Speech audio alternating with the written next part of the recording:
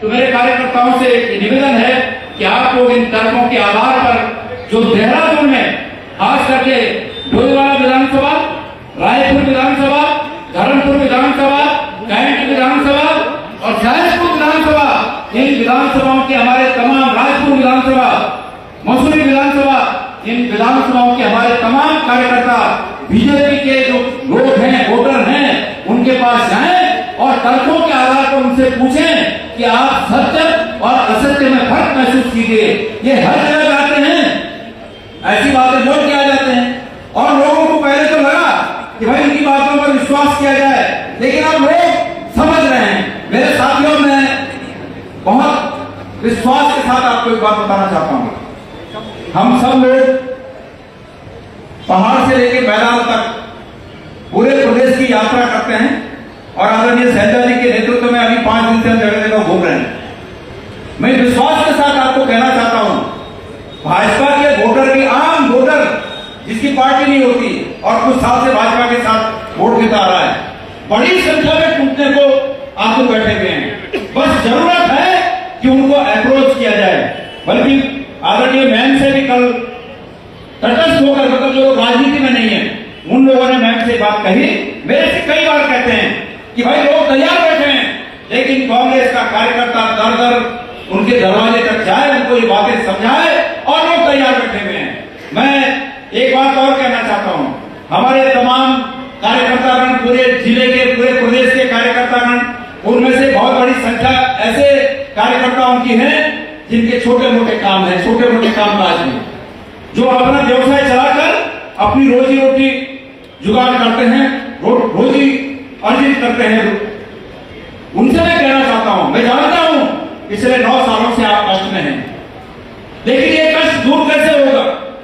ये कष्ट नेताओं के हिसाब से स्वयं को अलग अलग करने से दूर नहीं होगा। ये कष्ट अगर दूर करेगा तो सब लोग इकट्ठा होकर, ये हाथ के पंजे का जो निशान है, इस हाथ के पंजे के निशान के नीचे सब अगर इकट्ठा होंगे तो आपके कष्ट दूर हो जाएंगे।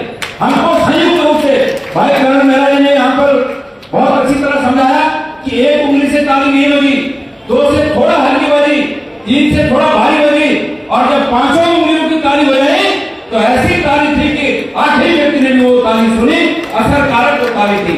तो संघ शक्ति कलयुग है, इस कलयुग में संघ की शक्ति है।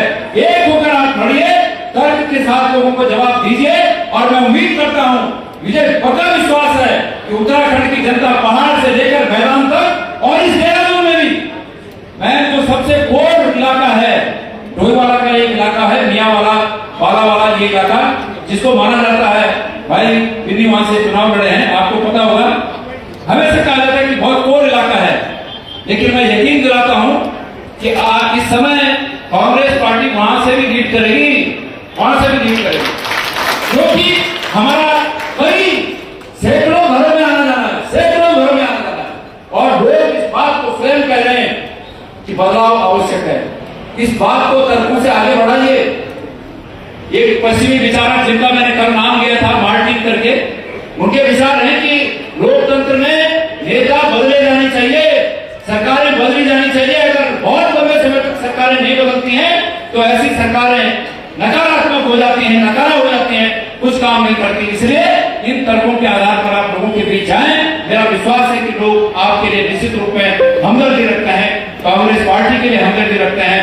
आज देश में राहुल गांधी के अलावा कौन विपक्ष का नेता है कि जो इस दमनकारी सरकार से, इस अन्यायकारी सरकार से, इस घमंडी सरकार से, केंद्र की भ्रष्टाचारी सरकार से कौन ऐसा व्यक्ति है जो सरकार की आंखों में आंखें डालकर प्रश्न पूछता है, जो प्रधानमंत्री की आंखों में आंखें डालकर प्रश्न पूछता है? ऐसा कौन सा नेता है?